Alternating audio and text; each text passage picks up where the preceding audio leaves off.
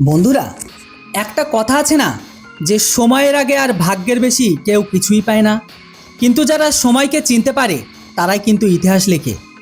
এই মুহূর্তে যখন পুরো বিশ্বের নজর হরমুজ প্রণালীর দিকে টিকে আছে, যেখানে আমেরিকা তাদের রণতরী, এয়ারক্রাফট ক্যারিয়ার এবং যুদ্ধ বিমান দিয়ে এক ভয়ঙ্কর অবরোধ তৈরি করছে, সেখান দিয়ে বয়ে যাওয়া প্রতিটি ঢেউয়ের ওপর নজর রাখা হচ্ছে। আর তারই জবাবে ইরানও পুরোপুরি ক্ষিপ্ত হয়ে উঠেছে। বাণিজ্যিক জাহাজগুলো গুলি চালানো, এমনকি সমুদ্রের উত্তেজনা, মিসাইল অ্যালার্ট, ড্রোন নজরদারি, এমনকি প্রতিটি মুহূর্তে যুদ্ধের আতঙ্ক। এই সময় দুনিয়া ভাবছে পরবর্তী বিস্ফোরণ হয়তো হরমুজেই হবে। কিন্তু এরই মধ্যে ভারত নিঃশব্দে এমন একটি পদক্ষেপকে নিয়েছে যা সামরিক বিশেষজ্ঞদের নজর কেড়েছে। যেখানে আমেরিকা, চীন এবং রাশিয়া তাদের শক্তি প্রকাশ্যে দেখাচ্ছে, সেখানে ভারত মাটির নিচে নিজের শক্তি লুকোতে শুরু করেছে।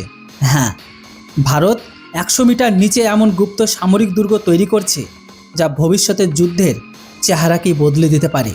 আর এগুলো কোনো সাধারণ বেসমেন্ট বা গুদাম নয়, এগুলো হলো ultra deep underground military shelter. হ্যাঁ, এমন দুর্গ যেখানে ভারত তার সবচেয়ে গুরুত্বপূর্ণ অস্ত্র, মিসাইল সিস্টেম, কমান্ড সেন্টার, এমনকি কৌশলগত সম্পদকে নিরাপদে রাখতে পারে। কিন্তু প্রশ্ন হলো, ভারতের কেন এখন এর প্রয়োজন পড়ল?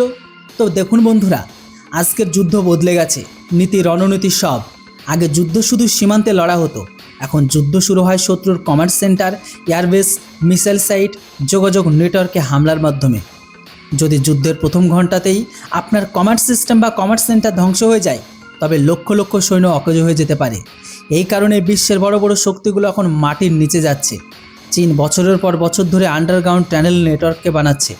উত্তর কোরিয়া পাহাড়ের ভেতরে মিসাইল বেস তৈরি করে রেখেছে। রাশিয়ার কাছে গভীর কমান্ড বাংকার আছে এবং ভারত এখনও ওই দিকে পা বাড়াচ্ছে।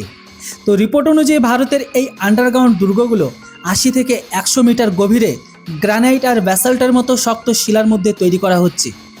এর মানে হলো শত্রুকে প্রথমের অবস্থান খুঁজে বের করতে হবে, তারপর এত গভীরে হামলা চালাতে হবে এবং তারপরও সফলতার কোনো গ্যারান্টি নেই। এখন কথা বলা যাক সেই বোমাটিকে নিয়ে, যার নাম শুনে গোটা দুনিয়া কাঁপে। হ্যাঁ, আমি কথা বলছি GBU-57B। একে সাধারণ ভাষায় বাংকার ব্লাস্টার বলা হয়। এটি আমেরিকার এমন একটি বোমা যা গভীর আন্ডারগ্রাউন্ডের আস্তানাকেও ধ্বংস করার জন্য তৈরি করা হয়েছে। কিন্তু যদি কোনো আস্তানা 100 মিটার নিচে থাকে, ওপরে শক্ত পাথর থাকে, ডিজাইন যদি মাল্টিলেয়ার ডিফেন্সের হয়, তবে এই বোমার সঞ্চালনের বা চ্যালেঞ্জের মুখে পড়তে পারে। এই কারণে বলা হচ্ছে ভারতের এই দুর্গগুলো এত মজবুত যে বড় কোনো বাংকার ব্লাস্টারও ভাবতে বাধ্য হবে। ভারত শুধু গভীরের ওপর ভরসা করেনি, এই দুর্গগুলোতে আধুনিক প্রযুক্তিও ব্যবহার করা হচ্ছে। যেমন জিওলজিক্যাল শিল্ডিং, অর্থাৎ প্রাকৃতিক শিলাকে সুরক্ষা কবচ বানানো; ডিফ্লেকেশন লেয়ার, অর্থাৎ এমন স্তর যা বোমার আঘাতে দিক বদলে দেয়।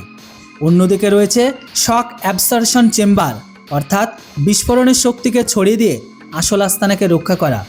এখন সবচেয়ে গুরুত্বপূর্ণ কথা, এই দুর্গগুলোতে কি রাখা হবে? তো তথ্য অনুযায়ী এখানে ভারতের কৌশলগত অস্ত্র প্রস্তুত রাখা হতে পারে, যেমন অগ্নি সিরিজের মিসাইল, দূরপাল্লার মিসাইল, প্রলয় ট্যাকটিক্যাল মিসাইল যা দ্রুত, নির্ভুল আর যুদ্ধক্ষেত্রের জন্য অত্যন্ত deadly, mobile launch system, command control centre, জরুরি যোগাযোগ কেন্দ্র, অর্থাৎ এটি শুধু লুকানোর জায়গায় নয়, বরং পাল্টা হামলার কেন্দ্র।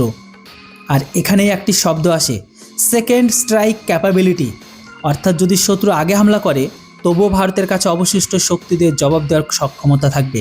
আর এটাই হলো আসল প্রতিরোধ শক্তি। যখন শত্রু জানবে হামলা করার পরেও সে মোক্ষম জবাব পাবে, তখন যুদ্ধ থামার সম্ভাবনা বেড়ে যায়। ভারতের এই কৌশল হলো শান্তির জন্য শক্তি। এমন পরিস্থিতিতে প্রশ্ন ওঠে যে এই দুর্গগুলো কোথায় কোথায় তৈরি হচ্ছে।